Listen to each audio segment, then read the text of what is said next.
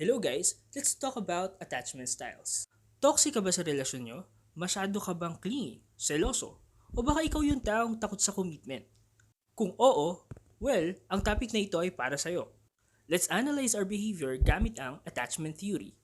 Ang attachment styles ay isang theory sa psychology na nagsasabi na yung relasyon natin sa ating magulang noong tayo ay bata pa ay nakakaapekto sa ating kilos at pag-uugali sa pakikipagrelasyon. Oo, tama. Sinisisi ng theory na ito ang mga magulang natin. However, this theory has been a topic sa maraming research at ina-apply na rin siya sa maraming counseling and therapy sessions.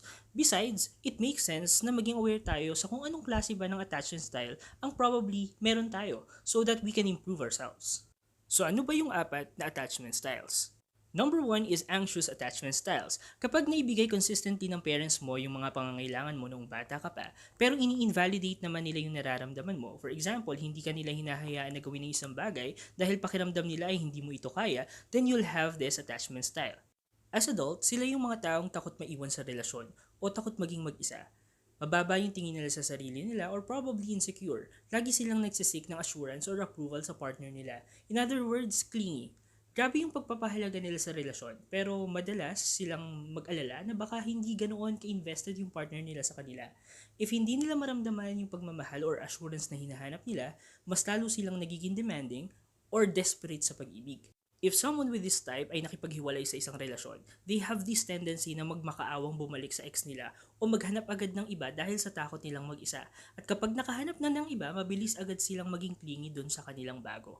Number two, avoidant. Kung hindi naman attentive or hindi na ibibigay ng parents mo yung mga pangangailangan mo nung bata ka, pero vina-validate naman nila yung nararamdaman mo, then you'll have this attachment style. As adult, ito yung mga taong strong and independent. Ito yung mga taong may mataas na self-esteem and positive ang tingin sa sarili. Naniniwala sila na hindi nila kailangan pumasok sa isang relasyon to feel complete. Ayaw nila na magdepende sa iba at ayaw din nila na nakadepende ang ibang tao sa kanila. Sila yung dinideny yung nararamdaman nila at may tendency na i-avoid yung sitwasyon na masyadong emotionally invested. If someone with this attachment style ends a relationship, they look as if nakamove on na sila agad. And the common reason kapag tinanong sila why they end relationship is dahil nasasakal sila sa relasyon. 3. Disorganized. Kapag hindi attentive sa needs mo at ini-invalidate ng parents mo yung nararamdaman mo, then you'll have this type. As adult, madalas silang unstable, malabo o pabago-bago ang pakikitungo sa iba. Gusto nila ng pagmamahal at atensyon, ngunit nahihirapan silang magtiwala or meron silang trust issues. Sa kanila mo mararamdaman yung maraming mixed signals. Takot silang maging emotionally committed and probably mahilig din silang mang-ghost. Lastly, secure attachment styles. The green flags or only healthy type. This involves honesty in relationship, open communication, and productive love.